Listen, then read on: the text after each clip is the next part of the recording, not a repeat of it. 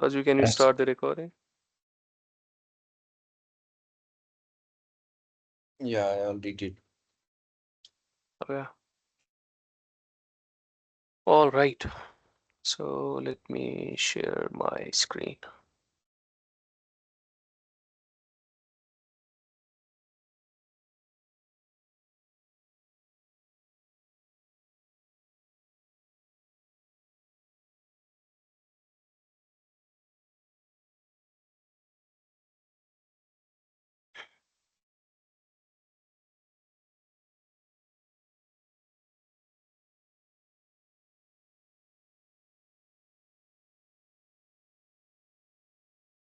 All right, guys. So before we start, a quick recap of what we have done in our recent session. So uh, we discussed how you can configure FortiGate as a DHCP server, right? And there were a couple of things that we actually did here. The first one was having a normal DHCP server, and then we saw you can basically specify the DNS, specify DNS to the clients, right? So it was a very important case because whenever you configure the DHCP server on the FortiGate, it gives you an option that, okay, all these people are your clients. You're going to assign the IP address to these clients. Now the point here is, do you want to assign the DNS to these clients, which is actually configured for your FortiGate itself, and that you basically call as the system DNS, right? If I just try to demonstrate this here, oh, la, la, la, la, la, la, la.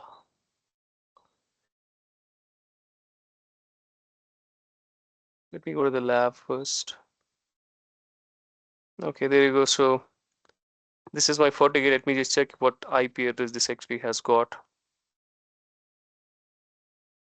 So there you go. I do admin. I'm booting using this per your FortiGate for the very first time. What is the password of this one? Nothing, just enter. Yeah. So if I do dot dot dot dot dot dot dot dot dot,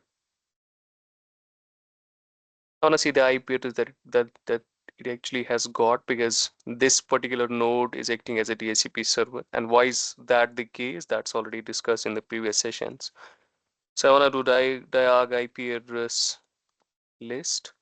There you go. So the IP address that it has actually got, it has acquired, uh, is this one. So I wanna do HTTP and um,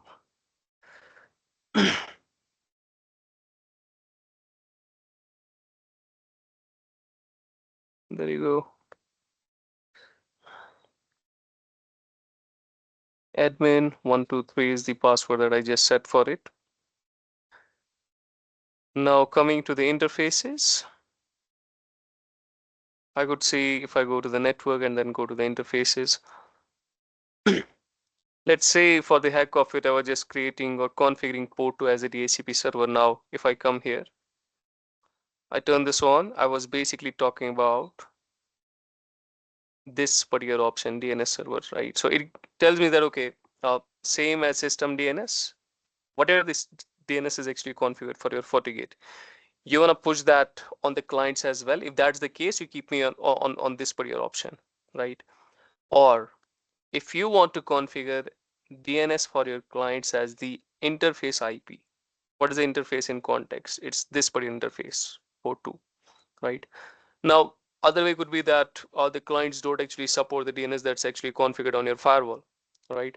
You want to possibly configure the Google DNS for them. You can just come here and say that, okay, let me just configure 1.1.1.1 and the other one, which is a secondary DNS server. I want to make it Google DNS, right? So the first one is from Cloudflare and the second one is from the Google, right? So this could be one of the cases, and this is something that we have already discussed, right? Apart from this, now let me come back to the whiteboard.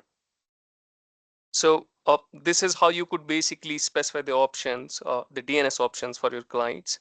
Now the next thing is we also discussed how you can create the DHCP reservation for your clients.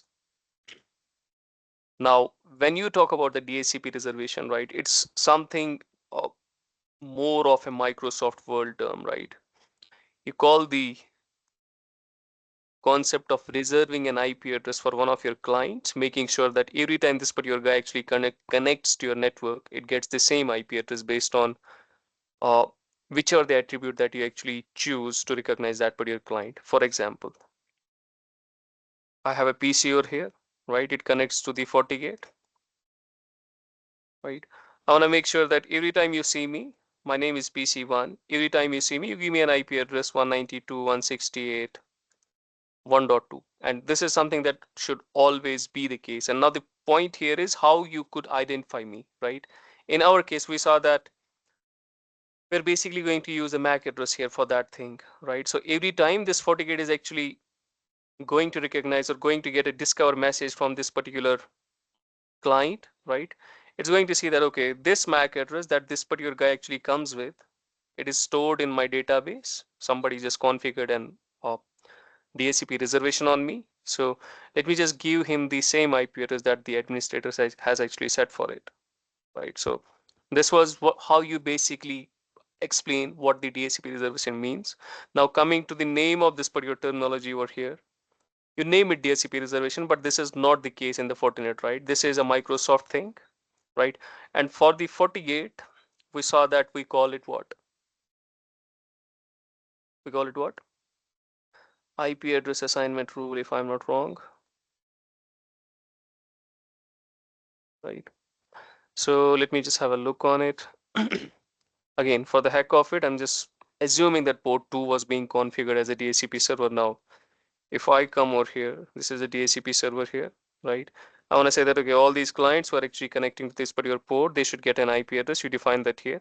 It can be any of the range. You define the net mask for them. You define the gateway for them, right? And this is a DNS server. We just discussed this. This is the lease time for all those people. Now, if I talk about over here, IP address assignment rules, right? I want to make a rule. Now it always is here type MAC address. So anytime someone just comes, he is coming with an attribute of MAC address. He just uh, trying to shake hand with you, making sure that he does this DHCP DORA process with you to get an IP address from you, right? Every time you're going to see a MAC address from him, you say that, okay, this is the MAC address of this guy, right? And then I want to assign him an IP.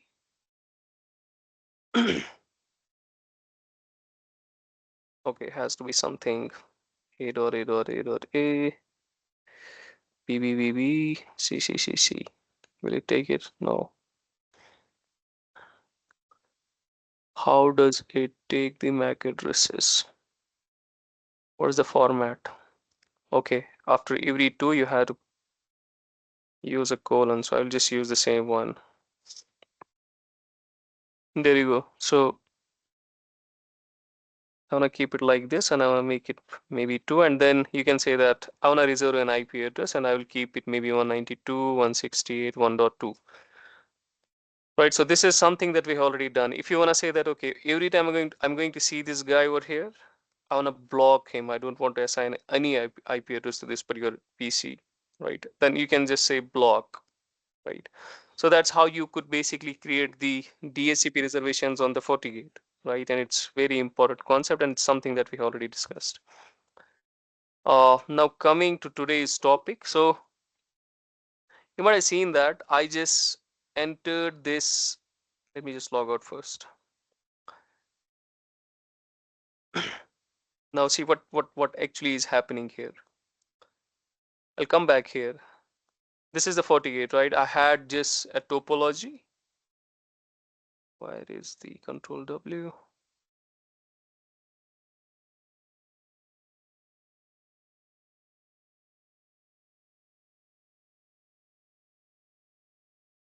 Okay, it's here. All right, so there you go. This is my topology, right? Now pay attention. There are some of the PCs connected to one of the switches in the topology in the network, right? One of the guys actually, for the sake of example, belongs to IT, so I'll just name it as IT guy, right?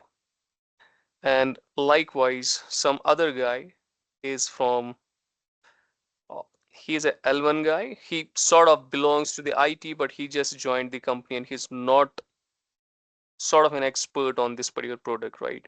So I name he's just there for the L1 stuff, basic stuff, right? So this guy who's actually sitting here, um,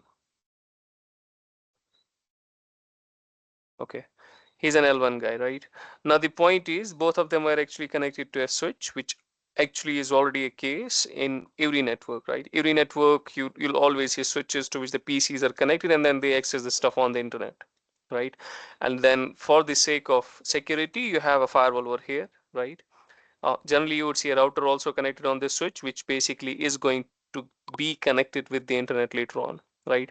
But we're going to eliminate the router for now to keep it very basic, right? So I'm just putting a firewall over here, making sure that everyone who goes out, who comes in, is being monitored and is being analyzed to make sure that he doesn't compromise our network, because we're not just people over here, we're the servers as well, and they contain very important databases, sort of the protection that we actually have, right? And that's the reason we have the perimeter firewall over here, right? It's called an edge firewall in this case. And again, all the network security designs and architectures is something that we have discussed in the previous lectures, right?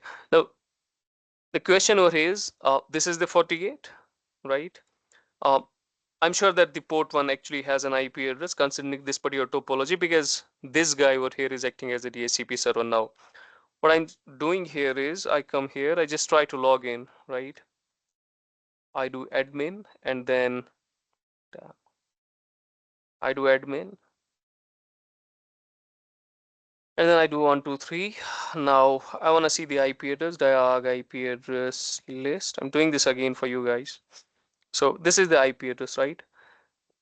I'll do control C. Now this particular output tells me that it's more of a thing that I want to make sure that you give me the list of all the IP addresses of all the ports. Now these are the ports over here which have the IP address till now. This is the whole point of this command, right? Now that this particular IP address is being assigned to port 1, I want to see what's actually happening with the port 1, right? So I will do show system interface port 1. This is the current configuration on this. It says that this is part of root. What is root? We're going to see very shortly. Set mode DHCP, it means I am actually acting as a DHCP client, right? And this command basically tells me that what is the current configuration on the port 1, right? So its name is port 1, right? It's part of the root. What is root? We're going to see very shortly. It's a DHCP client for sure. That's the reason you already have an IP address. You didn't configure this IP address manually. And then talking about the administration point of view, these are the protocols that are allowed on this particular port. And this is the only reason was why I was able to access 192.168.85.136 or HTTP, right? And then it says the type is physical because it's a physical interface. And then it says that this is the SNMP index in case you want to monitor it. I hope you guys are aware of what SNMP is all about. Right now, the point is I'm using the same IP address over here. I want to make it 136. It opens and gives me this interface, and this is the administration portal. It's sort of an administrative portal which would allow you to enter in the FortiGate, and then you can sort of make the configuration changes you want to navigate on the dashboard, or you could possibly verify the things. So from the administration point of view, when you enter into the FortiGate through this administration portal, right, you are an administrator, right? And that is why you would always need the credentials. And something, when I booted this FortiGate for the very first place, it told me that, hey man, every time you want to enter into me, there is this one protocol that you want to follow, and it is that you should actually always come with the proper credentials. And now that we are basically talking for the very first time, so admin is the default credential. Admin is the default username for the root user. What's the root user? We're going to see very quickly. And then you choose the password for that guy. So when you are dealing with the FortiGate for the very first time, there is always one particular administrator that it's going to throw at you by default. and you just have to change the password of that, and the username for that particular administrator is admin, right? And that was the reason that didn't tell me that okay, type Nasir. I just had to type admin only, right? And then password was something that it was flexible with, and then I kept it 123. Now there you go. I hit enter, right? It says that okay, you're the administrator. You want to set up this FortiGate device? I said no, I don't want to set up it for now, but yeah, this is why you can interact with this device being an administrator. And when I say interaction, it means that you can make the change on this particular FortiGate, right? So if I want to see how many administrators do we actually have on this particular device, I come here.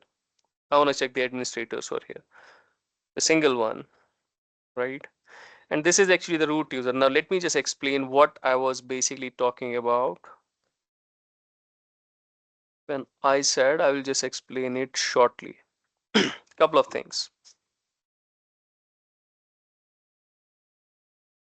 The first thing is, what do you mean by root? If port 1 was being assigned to root, what is root, right? Please pay attention. So this is the physical FortiGate. It's a box, right? It has resources. And when I say resources, I'm basically talking about just four things over here. I say CPU, I say memory. Memory is analogous to RAM, right? Just one, two, and the third thing is hard disk, right? And the fourth thing is input output. So this is a physical FortiGate. It's a physical box, right? FortiGate is basically telling you that if you have an office, right, where you have multiple branches, for example, there's a location in Srinagar, right? Uh, One of the locations, I name it Srinagar office, right? So Srinagar office has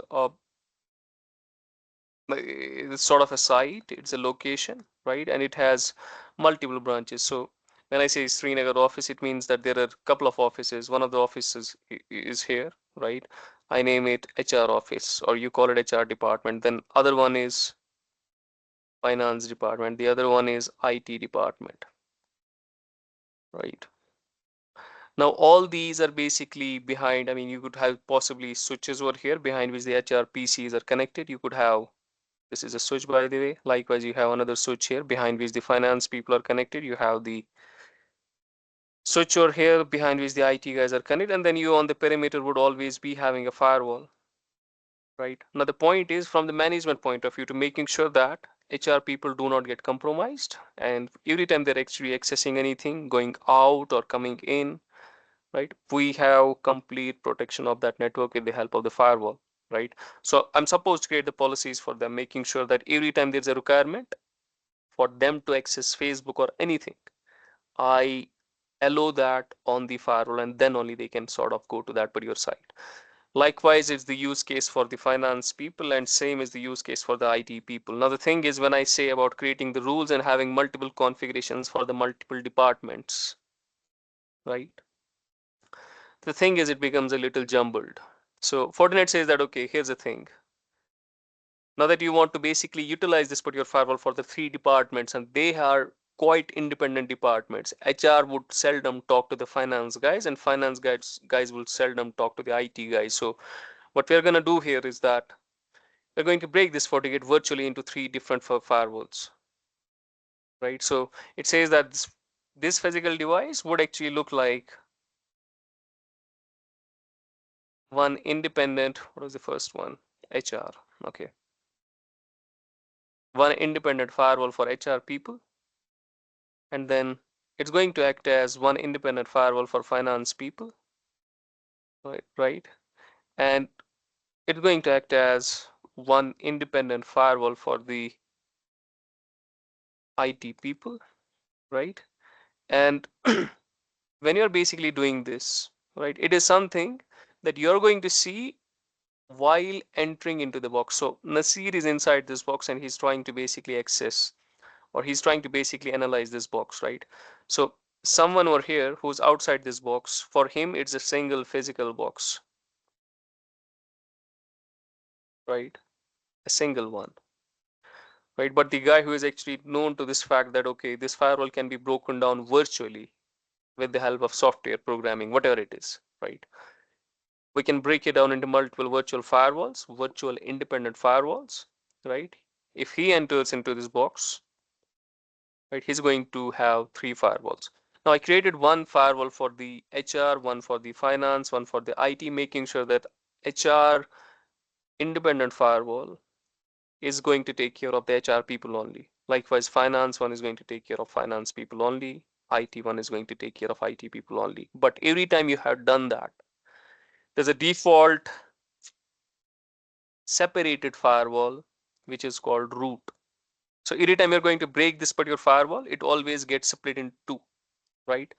So it was a physical box. I just broke it down, right? I want to create one virtual firewall for the IT people. What's the other one called? By default, the other one is called root, right? So root is a default virtual firewall,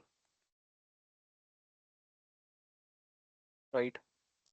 And these are also the virtual firewall, but these are not the default ones, right?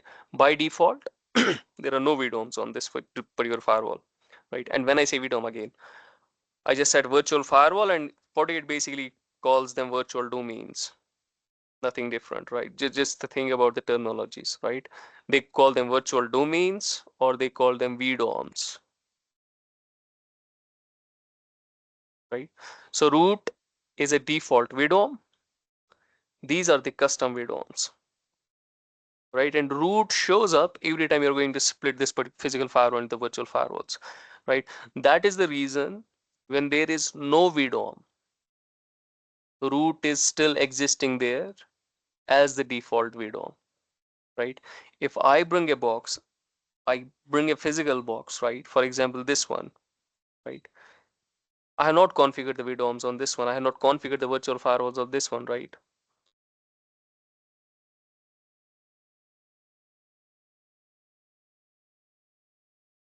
There you go. It says fabric root, right? Here. If I click on this one, it says fabric root, right? So this is the reason that when you have not configured any virtual firewalls on a particular physical box, it is acting as a root VDOM. It's acting as a root FortiGate. Now that when you get a thought, okay, let me just split it up because I have the requirements, right? At that time, you get to customize one of the VDOMs, you get to customize one of the virtual firewalls, and the other one left over is the root VDOM. And please make sure that it is a root VDOM, which basically is the management VDOM. Now the thing is, what is management VDOM,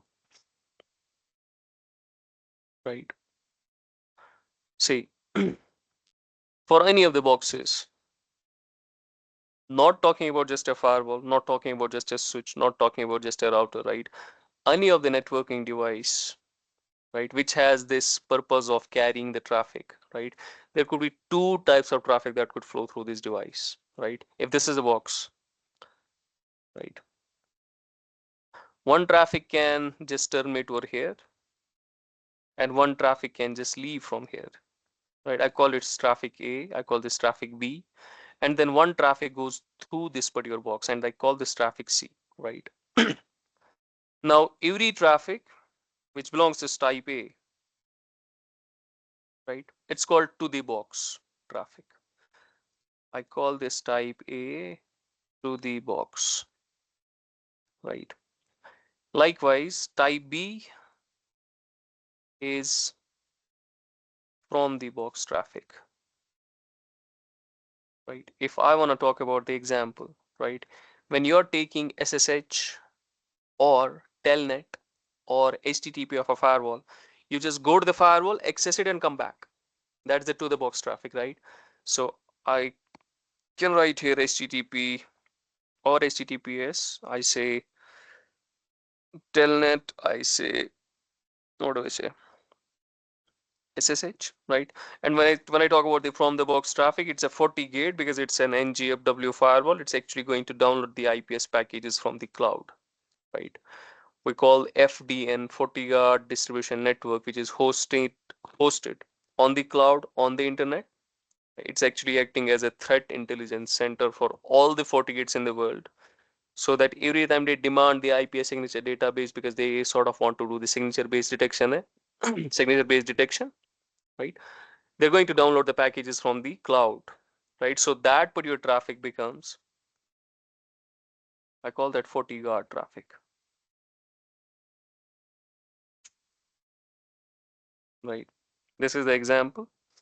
And these two are basically taken care by the management plane, right? So management plane is basically the controlling parameter of box, which is going to take care of the self-originated traffic or to the box traffic. Anything that this FortiGate is going to generate itself, it becomes self-originated traffic, and it's the management plane which is going to take care of this. So anything that is related to the management of this particular box, it's going to be taken care by the management plane traffic. Now the other thing, the other aspect, the other controlling factor is the type C, right? It is through the box, right? Example of people behind firewall accessing internet, right? If I come here and talk about this particular topology only, there's this IT guy, he has this requirement of accessing Facebook at times, right? And there is this L1 guy, he has this requirement of accessing any stuff on the internet at times. So every time he goes to the internet, he's going to pass through this firewall, right? He doesn't just go to the firewall, touches it, and comes back. No, he goes through the firewall, and for that reason, you call this particular traffic as a through traffic, right? And this particular traffic is being taken care by the data plane, right? Now the point is, what are these planes all about, right? Let me just break it down again. Whenever you design a device, from the designing point of view, right, you always make sure that your resources are being distributed among two major things. So categorically, there are two things that this box would always be dealing with, right? The first thing is something that's happening with this box itself. So it would always contain your type B, sorry, type A, type B, right? And they call type A and type B as local traffic, right? I just called it as self-management traffic, self-oriented traffic. That's also true. You can call those things as well, right? Now, this is one plane. The other plane is type C. It is the data traffic, right? And they call it as forward traffic. I'm talking about when I say they call it, it means Fortinet calls it forward traffic, right? Now, why planes? Because this plane is going to have the resources of its own, generally for the higher end FortiGates. If you talk about the lower end FortiGates, then this is not the case. It's like similar resources being distributed across plane 1 and plane B. I call this plane 1 for now. I call this plane 2, and later on we're going to call this as management plane and this one as data plane. So plane 1 was basically meant for taking care of anything that happens with this box itself, or something that this box itself will actually making to happen, right? So type A was to the box traffic, type B was from the box traffic, right? So I call that local traffic, and resources have to be distributed so that we can sort of calculate and process all that particular traffic, right? So from the resource point of view, anything that is being distributed on this particular plane, which is responsible for this type of traffic, is called management plane traffic. Sorry, management plane, right? It would always need CPU, it would always need memory, it would always need IO, it would always need the hard disk or SSD, whatever you have, Likewise, anything that is basically dealing with the through traffic, we call that forward traffic. It's always going to need resources. And now that it's basically there to take care of the data, right? Because data is actually being generated from the clients only who sort of try to access something on internet, right? So this one is basically uh, called as data plane traffic for that reason only, right? It was not something that was for generated because of FortiGate. FortiGate is not here. It was something that passed through the FortiGate, right? And yeah, it would always need CPU, it would need memory, it would need IO, and it would need hard disk, right? So this is the whole point of the VDOMs and the management and control plane traffic over here. Now let me come back. Any questions till now?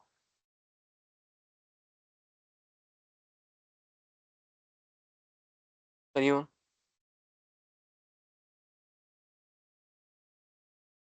Hello. Hmm. All right. Now let me come back here. Now I was talking about the administrators. Now if I just come to the administrators now, the default administrator that here existing is the admin, and it's a its profile says that it's a super admin, right? Now the point is, what is a super admin all about, right? Now let's discuss the administrators.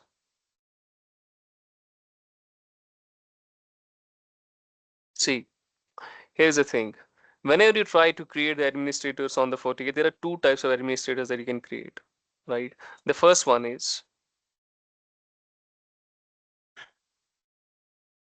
super admin. So this has administrators.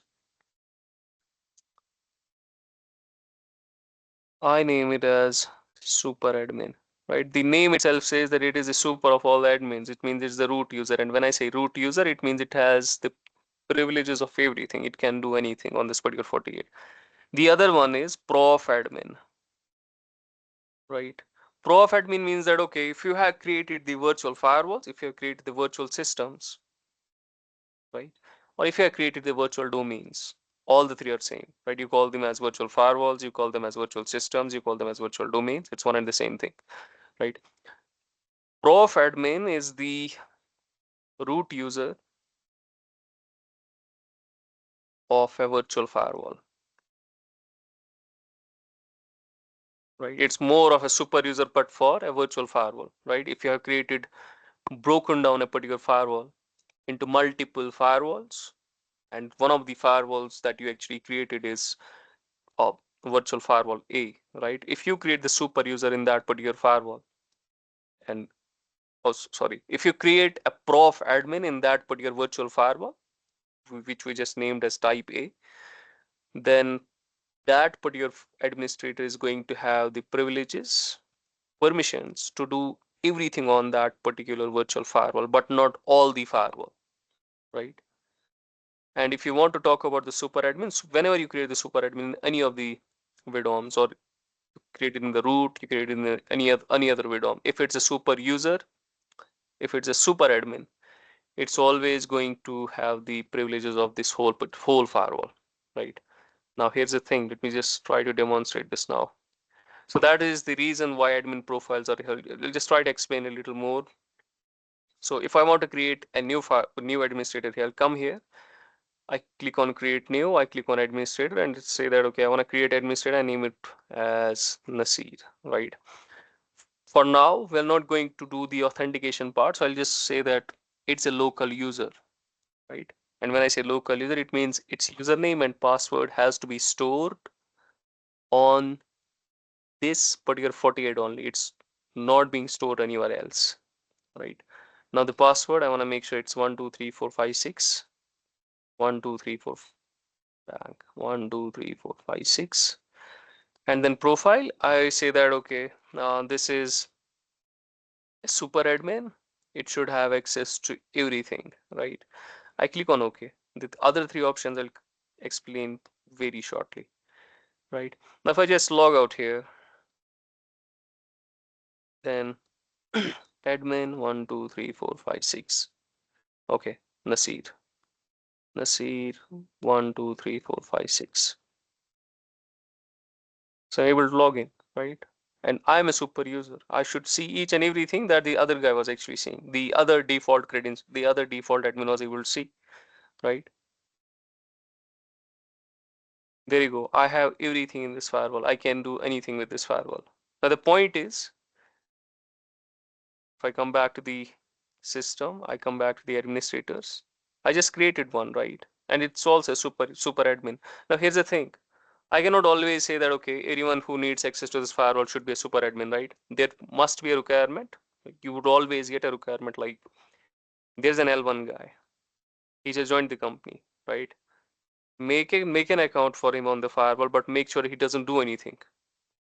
He doesn't change anything, right? And that case, in that case, what we are going to do here is see, whenever I basically create the administrator, see what exactly is happening here.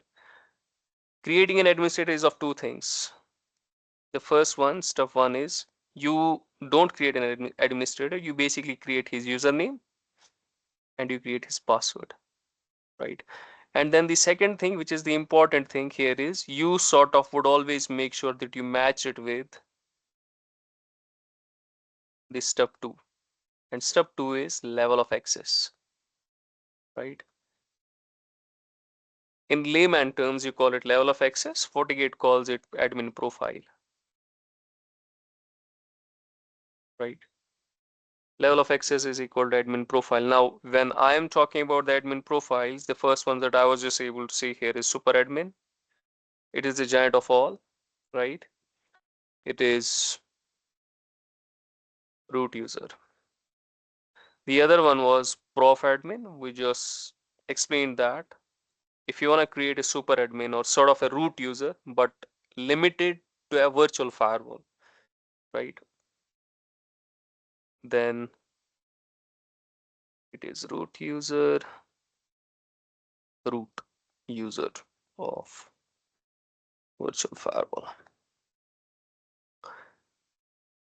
Now this last thing, if I could see here is it is super admin read only. And that's the thing that we're just trying to fit here, right?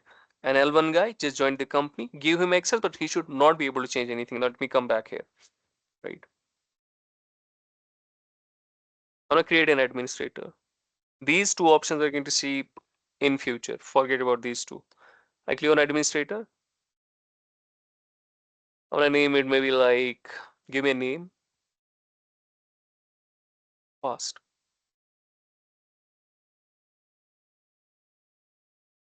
Are you guys with me? L1 guy. L1 guy. Okay. L1 guy. L1 guy, right? Password. 1, 2, 3, 4, 5, 6. Same one. 1, 2, 3, 4, 5, 6. Right. Admin profile. I say that you're going to see each and everything. Anything that a super user or the root user who has the privilege of everything. You would be able to see that, but you won't be able to change anything. So I come here, I keep it as super admin read only. Click on OK. Right. Now the thing is, this one is actually for this user, right? Now let me quickly go and see if the port 2 is already configured because I want to test it from the same machine.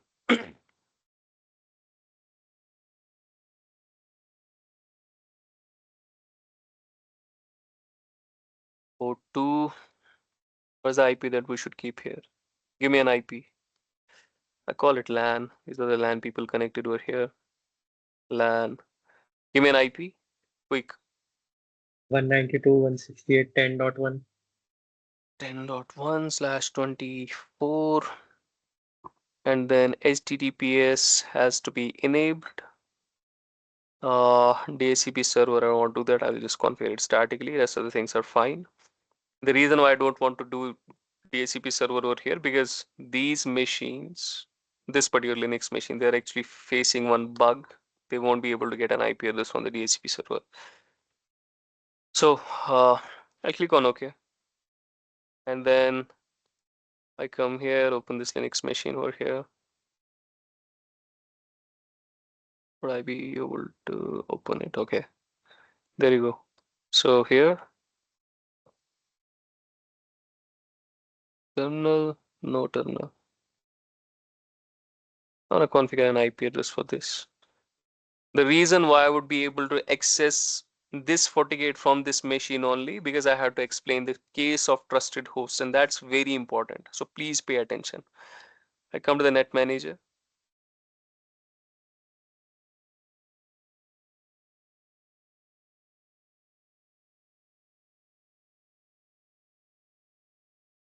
Okay, properties, use static IP. I want to assign 192.168.10.2 net mask 10.1 DNS domain 1.1.1.1.1. Damn, this is not the one.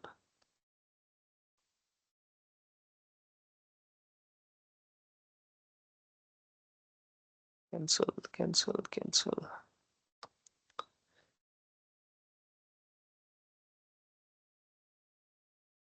General preference, okay. Hi, 1.1.1.1, 8.8.8.8. On okay. I say connect.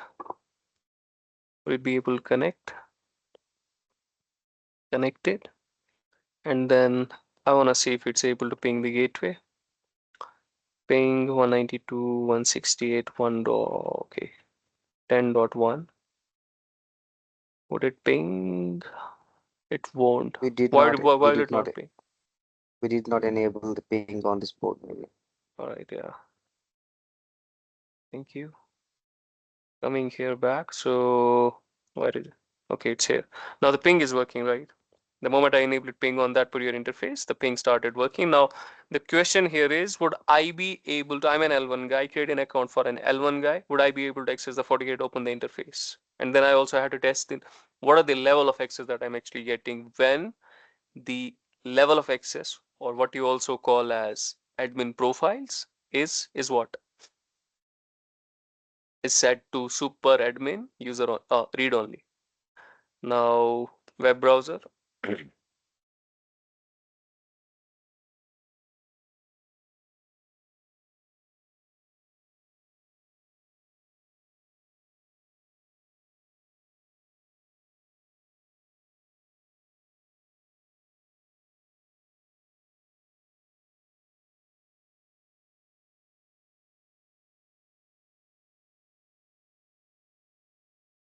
All right, so the browser has opened.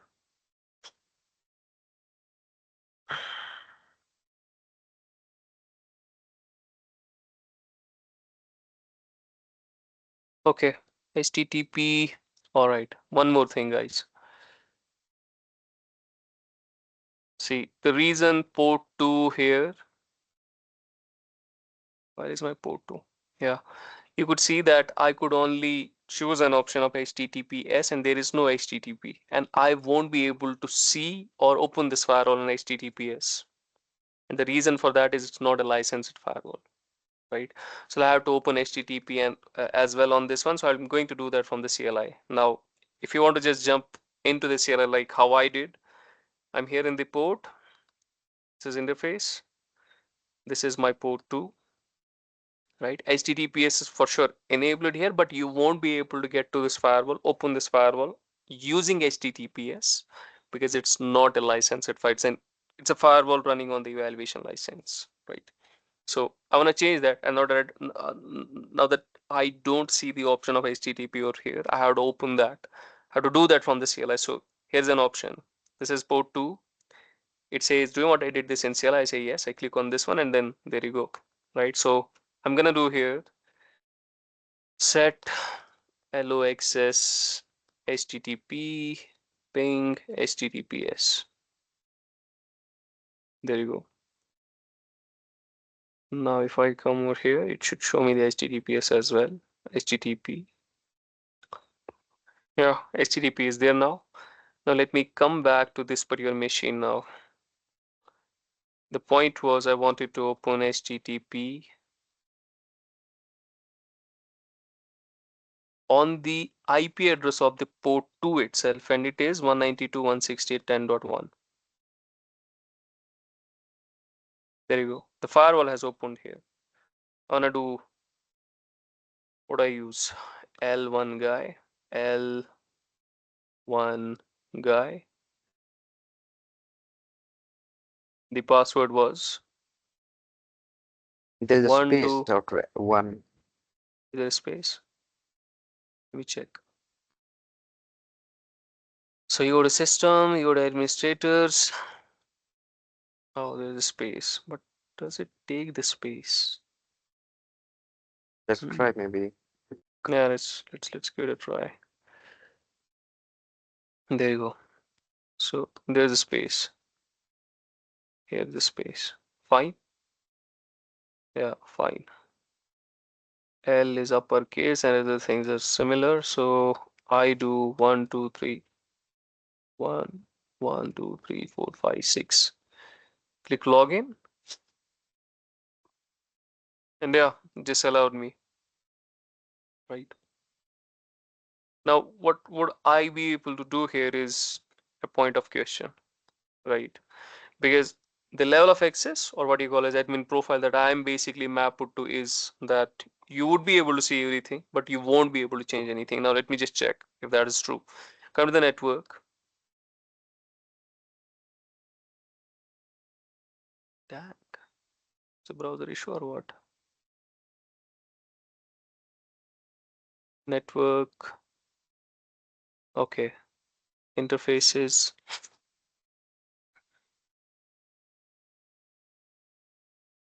Port 2. I'm gonna mess up this IP here.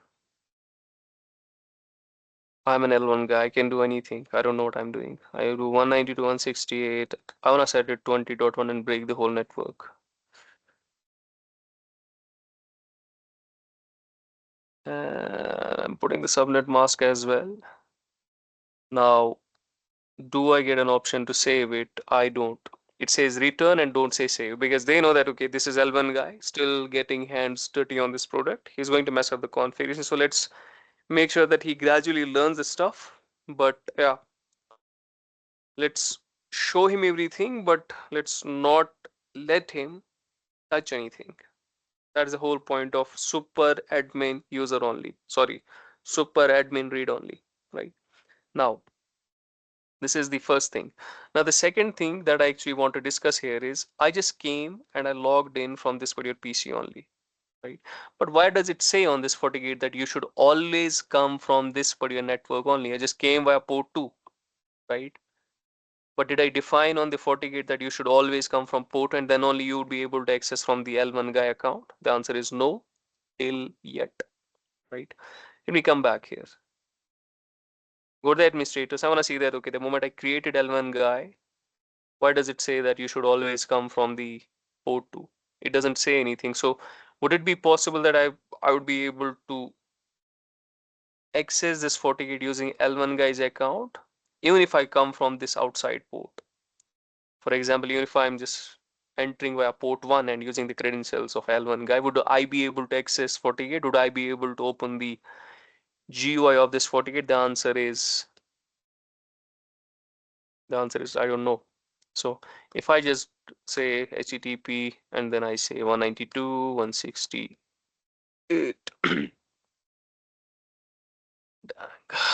I say 85.128 is the port one's IP. There you go. Oh, damn, it's not. It's 136. Now we're going to use L1 guy coming from port 1 basically. Please pay attention. I'm coming from a different network. The network that L1 guy has falls in 192.168.10.1 and I'm coming from a different network. So I'm going to use 1, 2, 3, 4, 5, 6. Dang. It just allowed me, right? So even if Nasir has L1 guy's credentials, whichever the network that he comes from, he just needs the credentials and then yeah, he could just open the firewall and make the mess, right? And that is the reason you wanna sort of have a protection in place. So I say that L1 guy right, is a local user for sure. These three options will come in the future. We just have to be a little patient here. It's a local user. It means that its username and password would always be stored in the local database of this FortiGate only. It's not being hosted anywhere else.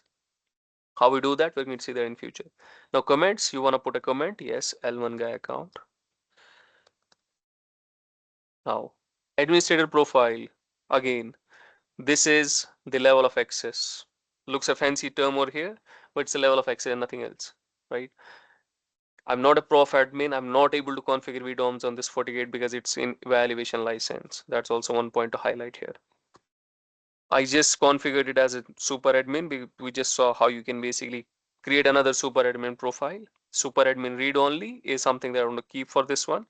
Two-factor authentication is like you want to configure, send an OTP to this particular L1 guy so that when he's putting the credentials on top of it, he also would need to produce something that he has, that he gets, right? Which is the OTP. That's the whole point of multi-factor authentication. You have to present what you know and what you have.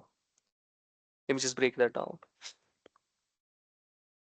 I guess we had a discussion about the multi-factor authentication. So when I'm talking about the two-factor authentications,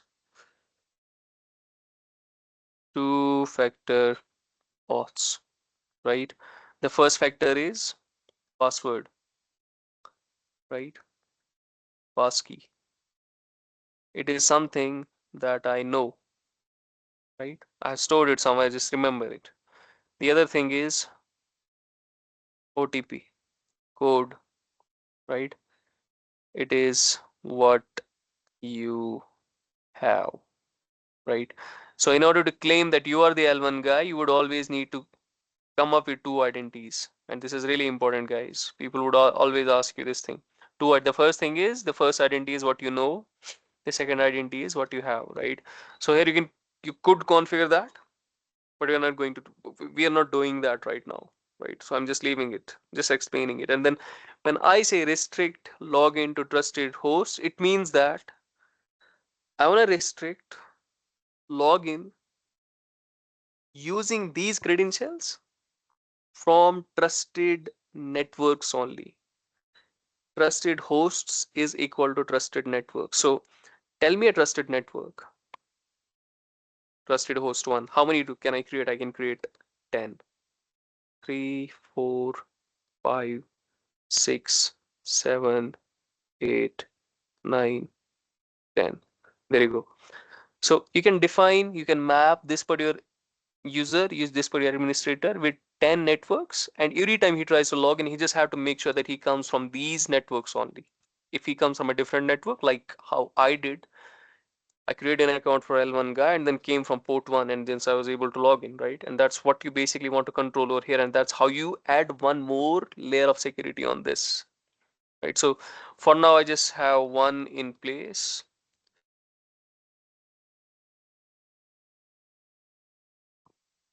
Right, I want to say that I would always come 192.168.10.0/24. So this is the only network that I should be coming from. And now that I have put it here, would I be able to log in while coming from outside? Yes or no? We come here, I'll just log out because this one is not 192.168.10.1. I'm just trying to enter via the L1 guy credentials.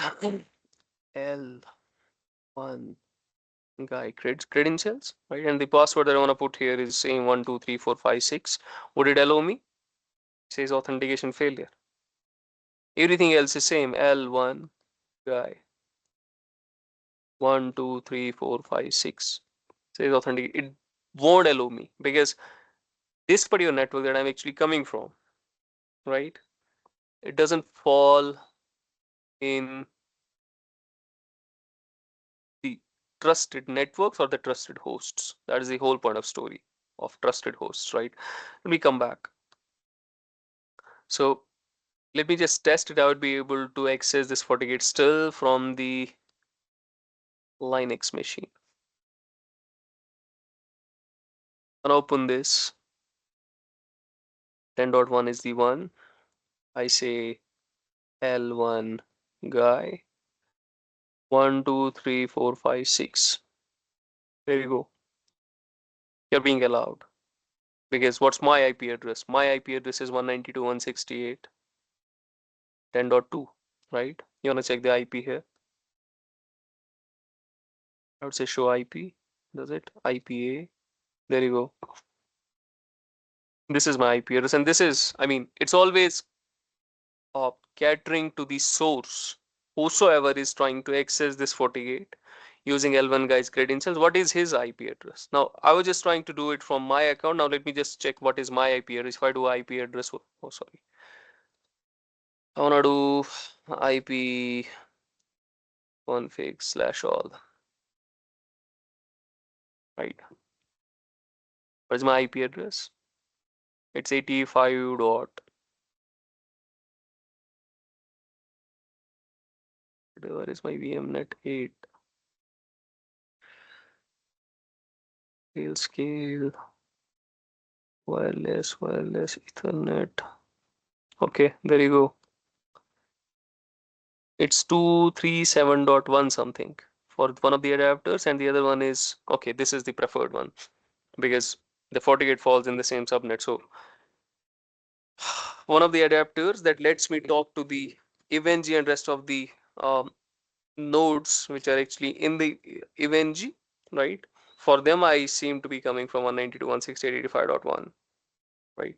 So this is the point of configuring trusted hosts on the FortiGate.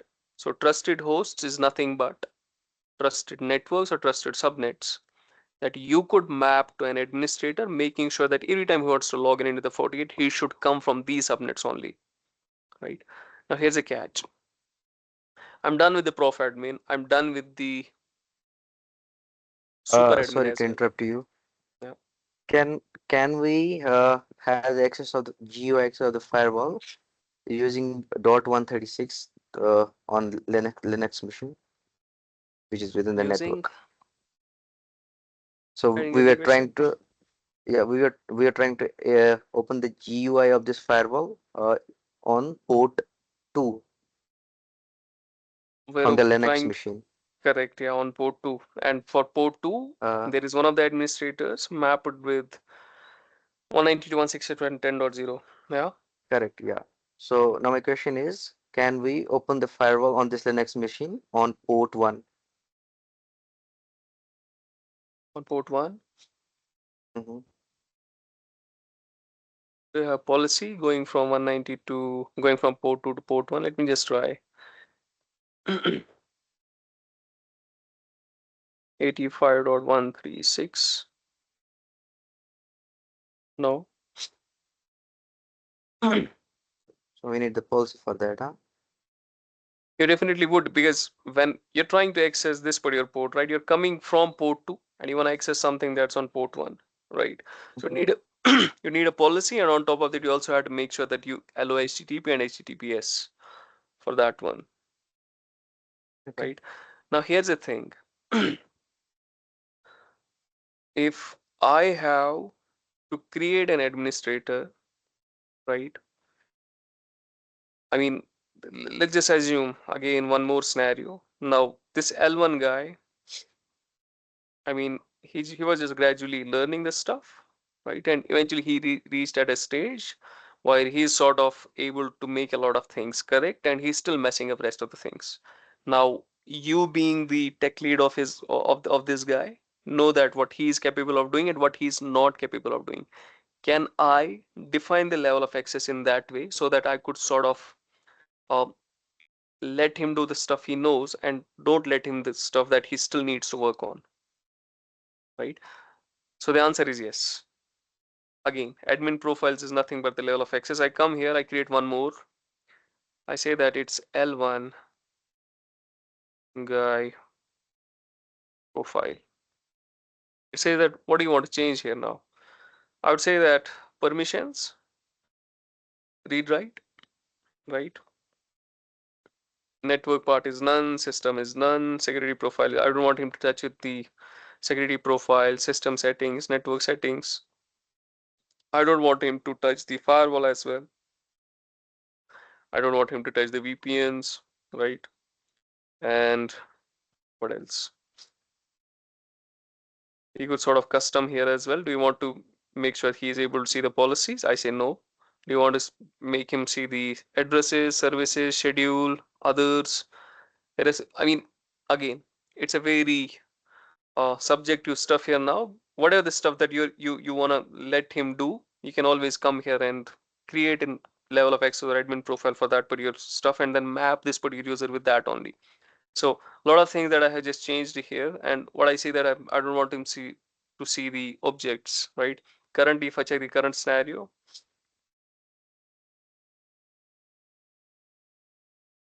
if I come here, I'm able to see the policy. If I come to the policy and objects, I'm able to see the lot of things: firewall policy, addresses, and then database services, right? I'll just come here and say that this guy should not actually mess the policy code. So I'll say firewall. It says anything that's happening in the firewall, be it the policy, address, service, schedule, others. I keep it none, right?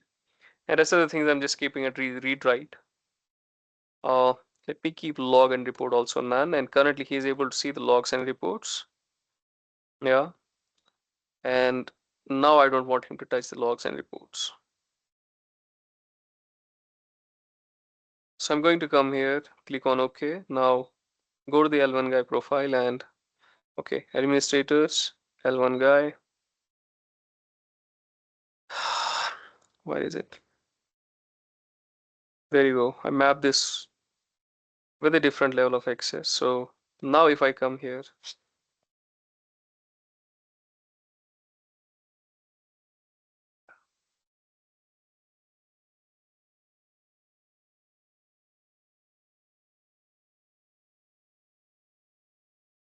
okay. Now I'm going to log out so that I could sort of start a new session. I would do L1 space guy and then 1, 2, 3, 4, 5, 6.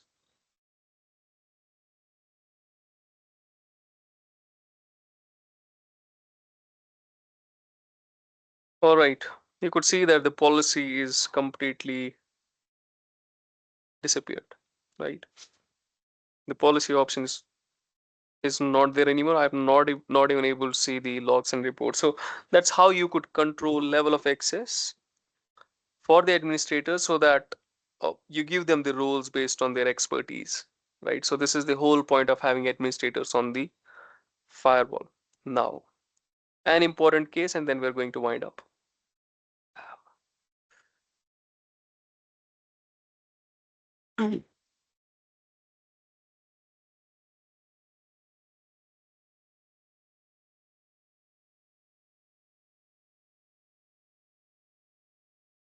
Did I leave anything?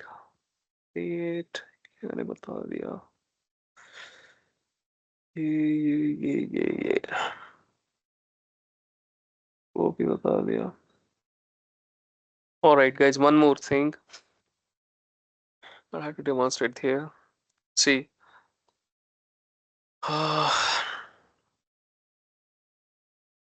settings नहीं आता इसको. ठीक है.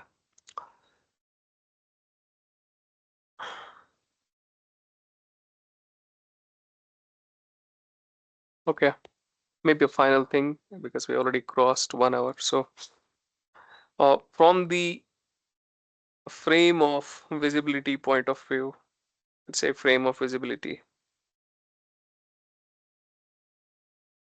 right? Super admin is going to see everyone created in administrators, right?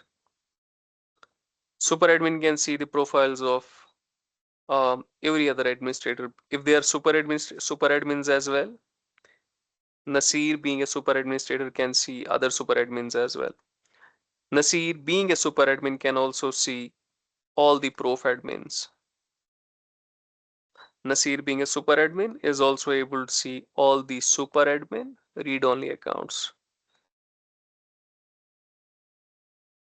But the vice versa is not true. What does that mean? It means every super admin, as long as you're super admin, you're able to see everything. Even if there are other super admins as well, you're able to see them in the administrators. And when I say admins, it means I'm talking about this one.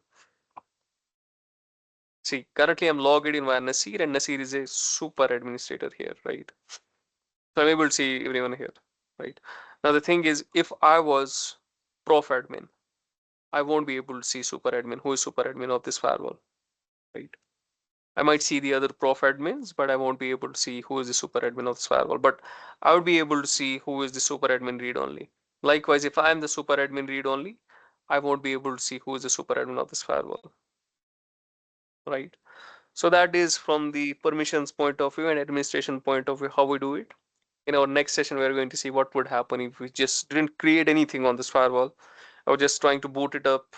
Uh, Now that again the same thing that every time you want to interact with this firewall with the help of CLI or the GUI, you always would need to have an account, and by default there is only one which has the default username as admin, and password is something that you choose for that particular account, right? What if you didn't create any other super admin, you just lost the password of the default admin? What would happen? I'm talking about this account, right? This was the one that we just set up in the very beginning of this firewall, right? And imagine that you lost the password. What would happen? So we're going to pick that up in our coming session. And yeah, if you have any questions, please go ahead. No question. No questions. All right. Anyone else? No question from my end. All right, guys. Okay. Thank you so much for your time. Please take care. Bye, everyone. Bye.